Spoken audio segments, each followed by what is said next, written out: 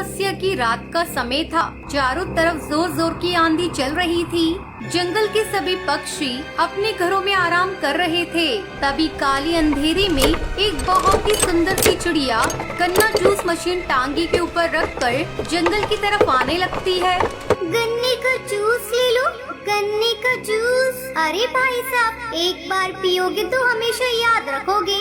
ऐसे गन्ने का जूस है मेरी मशीन का। तभी रात के समय वहाँ एक हरी नाम का तोता उस चिड़िया को गन्ने का जूस बेचते हुए देख लेता है। अरे वाह, कितनी सुंदर चिड़िया है, पर ये इतनी रात में गन्ने का जूस क्यों बेच रही है? चलो थोड़ा सा मजा ले लेता हूँ इससे।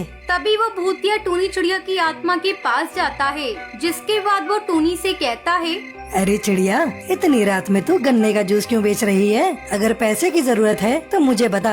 अरे नहीं बाबूजी, मैं गन्ने का रस बेचकर ही अपना पैसा कमाऊंगी। मुझे मुफ्त का पैसा नहीं चाहिए। उसकी ये सब बातें सुनकर हरी तोता उसके पंख पकड़ लेता है। तभी वो चिड़िया अपने असली रूप में आ जाती है।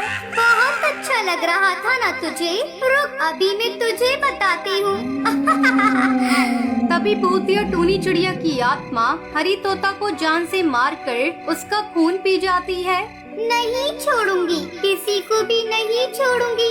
जो भी चिड़ियाओं के साथ बदतमीजी करेगा, मैं उन सभी पक्षियों को मार डालूंगी। ये कहकर भूतिया चिड़िया की आत्मा अपना गन्ना जूस मशीन लेकर वहाँ से चली जाती है। अगले दिन जब जंगल के सब पक्षी हरी तोता की लाश देखते हैं तो डर जाते हैं। भगवान, कितनी बुरी मौत मारा है इस पक्षी को।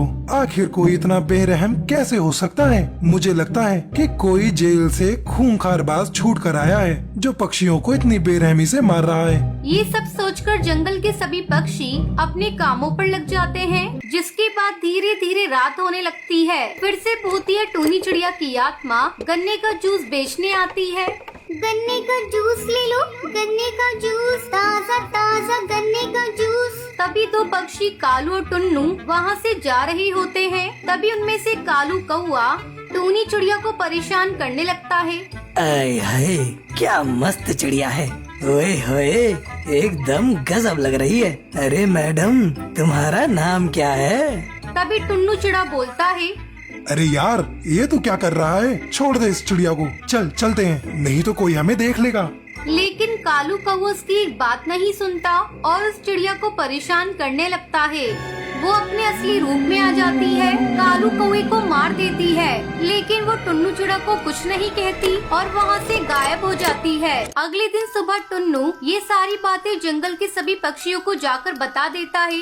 अरे जंगल वालों, तुम पक्षियों को नहीं पता, ये सब कोई गुंडा मवाली नहीं कर रहा, बल्कि एक भूतिया चिड़िया की आत्मा कर रही है। टुन्नू चिड़ा की ये बातें सुनकर जंगल के सभी पक्षी बहुत परेशान हो जाते हैं, जिसके बाद वो सभी लोग मिलकर एक तांत्रिक बाबा के पास जाते हैं और उनसे मदद मांगते हैं। फिर रात में दोबारा भूतिया टूनी चिड़िया की आत्मा गन्ने का जूस बेचने के लिए जंगल में आती है। उसकी आवाज सुनते ही सभी पक्षी तांत्रिक बाबा को लेकर भूतिया टूनी चिड़िया की आत्मा के पास पहुँच जाते हैं। देख भूतिया टूनी चिड़िया की आत्मा, इस जंगल वालों का पीछा छोड़ दे। तू क्यों इन पक्षियों को परेशान कर रही है?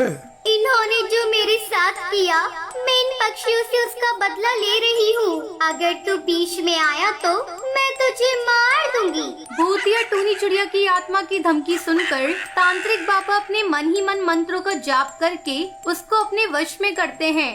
रुक जाओ, मैं तुम्हें सब बताती हूँ। कुछ समय पहले की बात है, मैं इसी जंगल में रहा करती थी।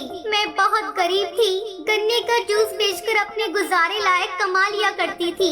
एक दिन रात के समय मैं गन्ने का जूस बेचकर वापस अपने घर लौट रही थी, लेकिन कुछ गुंडों ने मुझे घेर लिया और मेरे साथ बहुत बुरा किया, जिसके बाद उन्होंने मेरी जान ले ली और मुझे मार कर फेंक दिया। उनके जाने के बाद मैं भूतिया चिड़िया की आत्मा बन गई, जिसके बाद मैं यहाँ वहाँ भटकने लगी और पक्षियों को मारने लगी।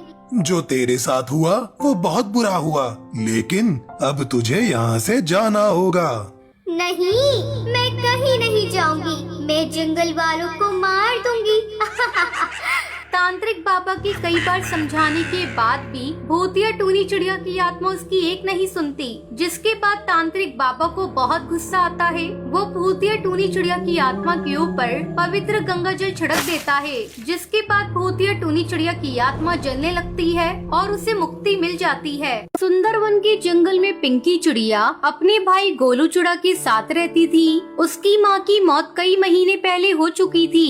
तब उसके पिता बंटी कबूतर ने दूसरी शादी कर ली। एक दिन पिंकी अपने भाई के साथ खेल रही थी, तभी उसकी सौतेली माँ टूनी वहाँ आती है। अरे कमबख्तो, तुम यहाँ खेल रहे हो और घर का काम कौन करेगा? चलो चलकर पहले घर का सारा काम खत्म करो। मैं कोई काम नहीं करूँगा, सुबह से तो काम ही कर रहे थे, जरा सा खेलने के आ गया तुम तो चिल्लाने लगी। जुबान बहुत लंबी हो गई है, ठहर जा, मैं अभी इसे काट देती हूँ। गोलू की सौतेली माँ उसे पीटने लगती है। तभी पिंकी चिड़िया एक बड़ा सा पत्थर उठाकर अपनी सौतेली माँ पर फेंक देती है, जिससे दबकर उसकी सौतेली माँ की मौत हो जाती है। ये देखकर दोनों भाई बहन डरकर वहाँ से भाग जाते हैं। पिंकी जल्दी भाग यहाँ से, नहीं तो पुलिस हम लोगों को पकड़ लेगी। भागते भागते वो दोनों थक जाते हैं और थक हार कर एक पेड़ की डाल पर बैठ जाते हैं। उन्हें पता नहीं था कि वो जिस पेड़ पर बैठे हैं वो एक भूतिया पेड़ है। उस पेड़ पर एक भूतिया चिड़ा अपना घोंसला बनाकर रहता था। रात हो चुकी थी। पिंकी चिड़िया को जोरों की भूख लगी थी। गोलू, मुझे बहुत जोरों से भूख लग रही है, सुबह से मैंने कुछ नहीं खाया।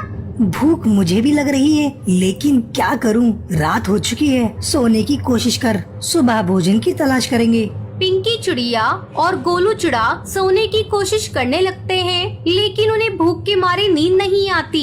वो उठकर अंधेरे में ही भोजन ढूंढने लगते हैं। तभी उसे घोंसले में रोशनी दिखाई देती है। गोलू, वो देख, घोंसले में रोशनी दिखाई दे रही है। चल चलकर वहाँ देखते हैं, अगर भोजन मिल जाता है तो भोजन कर लेना। दोनों उस घोंसले के अंदर जाते हैं। अरे बाप रे, यहाँ तो भूतिया चिड़िया की आत्मा है। पिंकी जल्दी भाग यहाँ से, नहीं तो ये भूतिया चिड़िया की आत्मा हमें मारकर खा जाएगी। गोलू की आवाज सुनकर भूतिया चिड़िया की आत्मा का ध्यान उनकी तरफ जाता है। आओ आओ, मैं तुम ही दोनों का इंतजार कर रही थी। मैं अभी तुम दोनों को ही ढूंढने जा रही थी, लेकिन तुम दोनों खुद ही मेरे पास चले आए। तुम दोनों ने मुझे पत्थर मारकर मार डाला था। क्या सोचा मैं तुम दोनों को पीछा नहीं करूंगी? आओ, मैं तुम दोनों को मारकर खा जाऊंगी।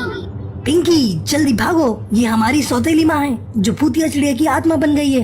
भूतिया टूनी चिड़िया की आत्मा उन दोनों को खाने के लिए जाती है। भूतिया चिड़िया माँ, तुम मुझे खा लो, मेरे भाई को छोड़ दो, वो अभी छोटा है, हमसे गलती हो गई।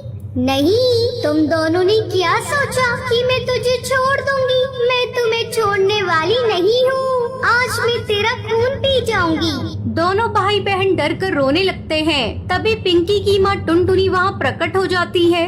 बच्चों, तुम दोनों को डरने की कोई जरूरत नहीं। अब मैं इस भूतिया चिड़िया की आत्मा को सबक सिखाती हूँ। बच्चे अपनी असली माँ को देखकर चौंक जाते हैं।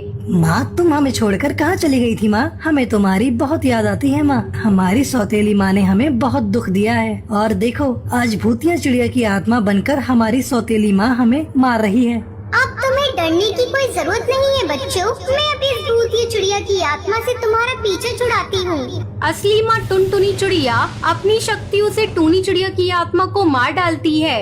बेटा, आज रात तुम दोनों इस घोंसले में रुक जाओ, कल सुबह अपने घर चले जाना। यहाँ तुम दोनों को रुकना सही नहीं। लेकिन माँ, हम दोनों आपको छोड़कर नहीं जाएंगे, आप भी हमारे साथ चलिए। अगले दिन टुनटुनी चिड़िया की आत्मा अपने बच्चों को घर लेकर जाती है। बच्चों, तुम लोग कहाँ थे? मैं तुम्हें कब से ढूंढ रहा था। पापा, ये देखो, हमारी माँ हमारे साथ आई है। कौन है यहाँ? मुझे तो कोई दिखाई नहीं दे रहा है। पिंकी चिड़िया और गोलू चिड़ा समझ जाते हैं कि उसकी माँ भूतिया चिड़िया की आत्मा है, इसलिए वो उसके पिता को दिखाई नहीं दे रही है। फिर दोनों बच्चे खुशी खुशी अपने पिता के साथ रहने लगते हैं।